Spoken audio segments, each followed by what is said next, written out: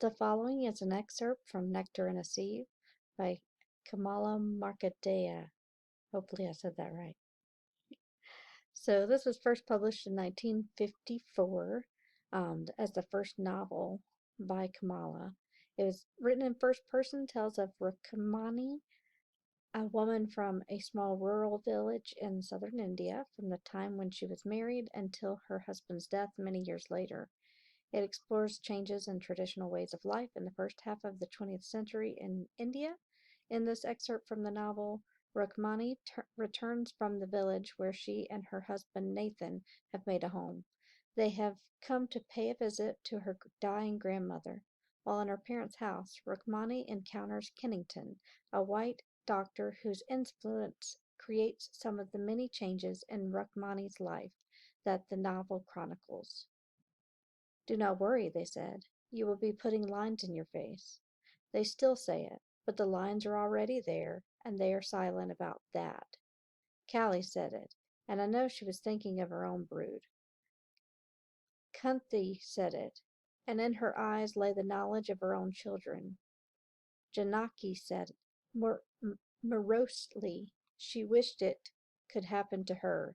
A child each year was no fun. Only Nathan did not say it to me, for he was worried too, and knew better. We did not talk about it. It was always with us, a chill fear that Ira was to be our only child. My mother, whenever I paid her a visit, would make me accompany her to a temple, and together we would pray and pray before the deity, imploring for help until we were giddy.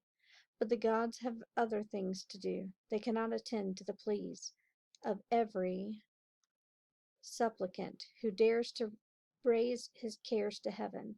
And so the years rolled by, and we still had only one child, and that a daughter. When Ira was nearing 6, my mother was afflicted with consumption, and was soon so feeble that she could not rise from bed. Yet in the midst of her pain she could still think of me, and one day she beckoned me near, and placed in my hand a small stone lichem, symbol of fertility. "Wear it," she said. "You will yet bear many sons. I see them, and what the dying see will come to pass. Be assured this is no illusion." "Rest easy," I said. "You will recover." She did not. No one expected she would, but she lingered for a long time. In her last months, my father sent for the new doctor who had settled in the village. Nobody knew where he came from or who paid him, but there he was, and people spoke well of him, though he was a foreigner. As for my father, he would have called in the devil himself to spare my mother any suffering. So it was in a house of sorrow that I first met Kennington, whom people called Kenny. He was tall and gaunt, with a pale skin and sunken eyes the color of a kingfisher's wing, neither blue nor green. I had never seen a white man so close before, and so I looked my fill. "When you have done with staring," he said coldly, "perhaps you will take me to your mother." I started, for I had not realized I was googling him. Startled, too, that he should have spoken in our tongue.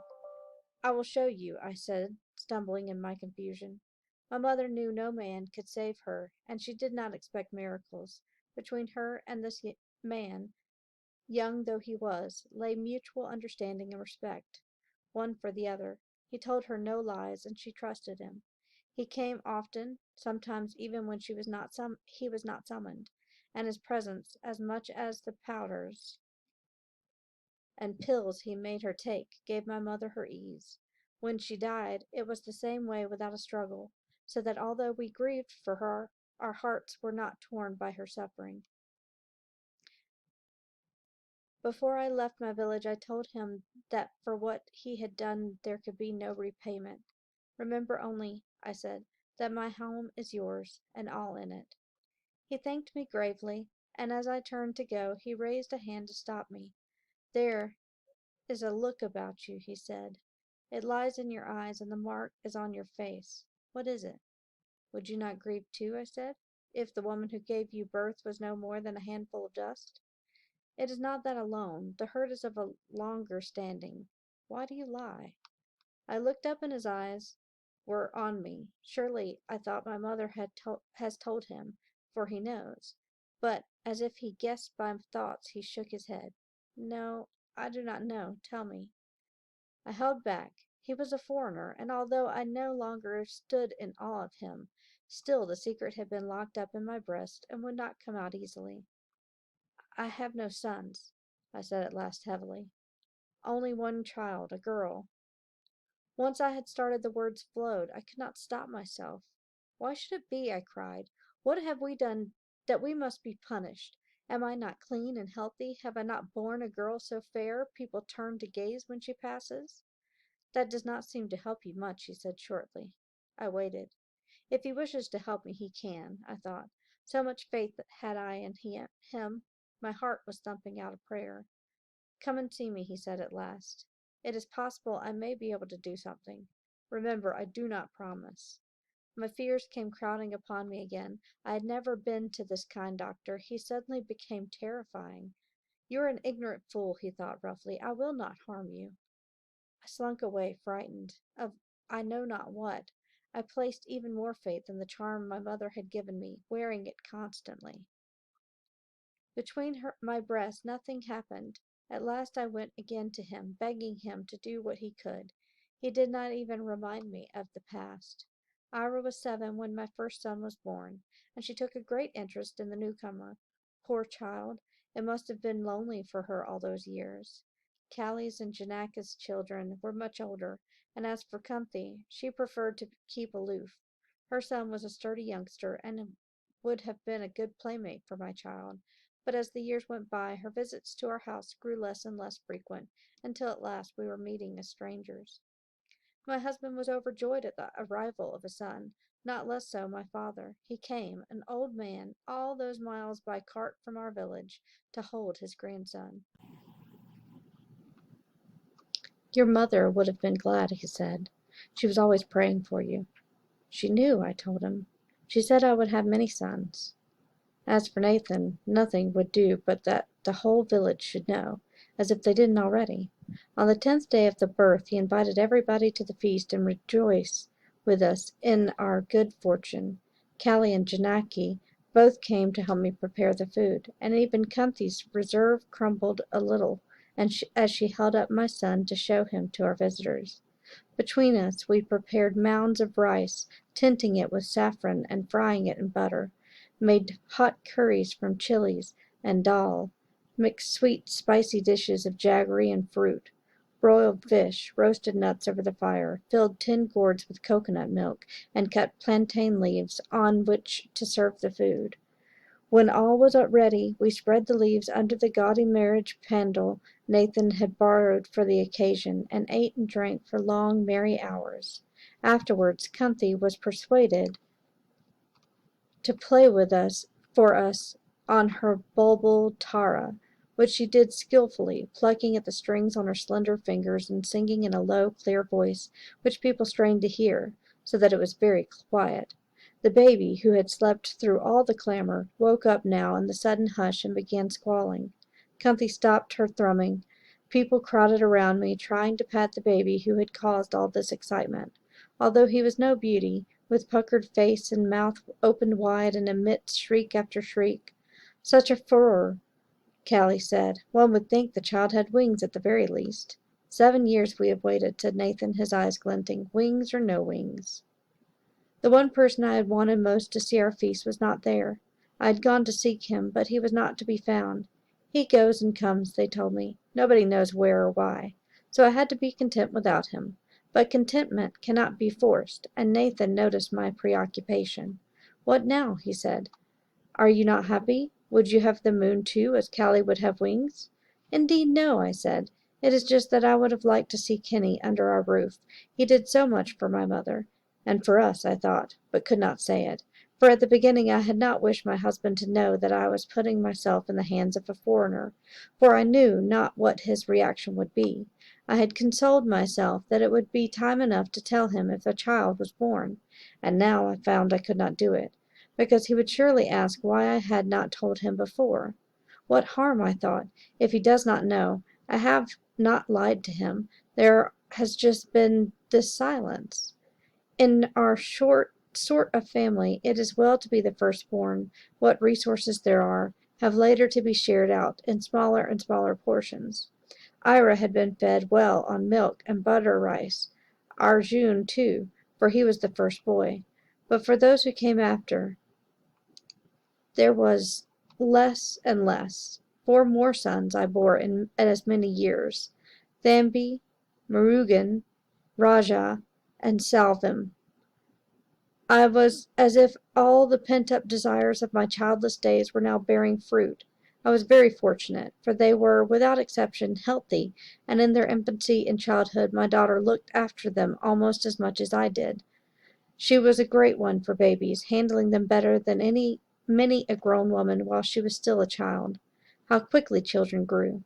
They are infants. You look away a minute, and in that time they have left their babyhood behind. Our little girl ran about in the sun, bare and beautiful as she grew, with no clothes to hamper her limbs or confine her movements. Then one day, when she was 5, long before Arjun was born, Nathan pointed her out to me as she played in the fields. "Cover her," he said. "It is time." I wanted to cry out that she was a baby still, but of course Nathan was right. She had left infancy forever, and so I made a skirt for her, weaving bright colors into the white cotton that she might like. And so she did for a time, wearing it gladly, twirling it about her as she spun around and round. But when the novelty had worn off, she became fractious and wanted to tear it from her. It was nearly a month before she resigned herself to it. With 6 children to feed, we could no longer afford to eat all the vegetables we grew. Once a week I would cut and pack our garden produce, selecting the best and leaving the spoilt or bruised vegetables for ourselves, cover basket with leaves, and set off for the village. Old Granny was always glad to buy from me, and at first I would make straight for the corner of the street where she sat, with the gunny sack spread before her. The old lady would pick out the purple brinjals and yellow pumpkins, the shiny green and red chilies, feeling them with wrinkled fingers and complimenting me on their size. "None like yours," she would say. "Such color, such a bloom on them." Perhaps she said it to everyone who came to her, but I would feel absurdly pleased and go away with my inside smiling. Then one day Biswas the moneylender stopped me in the street. I would have passed after a brief salutation, for among us there is a dislike of the money-lending class, but he stood squarely in the path.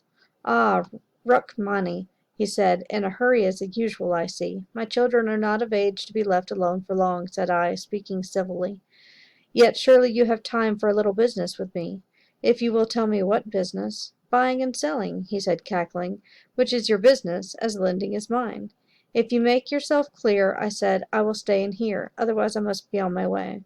"Those vegetables," he said, "that old Granny buys from you, what price does she pay you?" "A fair price," I said, "and no haggling." "I will pay you 4 annas a dozen for brinjals, and 6 annas for each pumpkins, if they are large." He was offering almost double what old Granny paid. I went away. The following week I sold almost my whole basket to him, keeping only a little for old Granny. I did not like selling to him, although he paid me a better price. It was business and nothing else with him, never a word of chaff or a smile. Or perhaps it was the flattery I missed, and I would much rather have had it in the other way. But there you are, you cannot choose. To my surprise, old Granny made no comment beyond smiling reassuringly that I muttered guiltily that our needs at home were growing. In the beginning she may not have known, but when I sold her, week after week, 1 small pumpkin, or half a dozen brinjals, she must have guessed the truth. But she said nothing, nor did I, for we both knew she could not afford to pay me more, and I could not afford to sell for less. As it was, we were going short of many things. We no longer had milk in the house except for the youngest child. Curds and butter were beyond our means except on rare occasions. But we never went hungry, as some of the families were doing. We grew our own plantains and coconuts. The harvests were good, and there was always food in the house, at least a bag full of rice and a little dal, but if no more. Then, when the rice terraces were drained, there was the fish, spawned among the paddy, and what we could not eat we dried and salted away, and every month I put away a rupee or 2 against the time Ira would be married, so we could still not grumble.